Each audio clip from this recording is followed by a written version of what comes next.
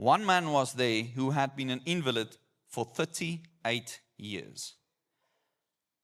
And when Jesus saw him lying there and knew that he had already been there a long time, he said to him, "Do you want to be healed?"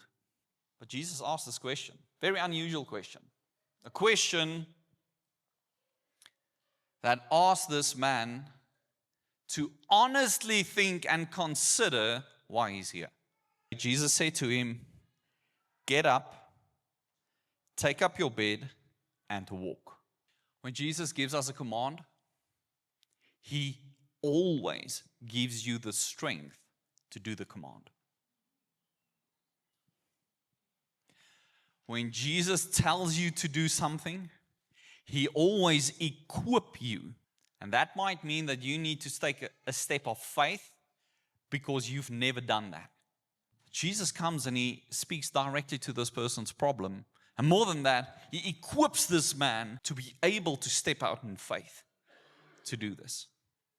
Jesus will never command you something if He does not also equip you and give you the power to be able to do that.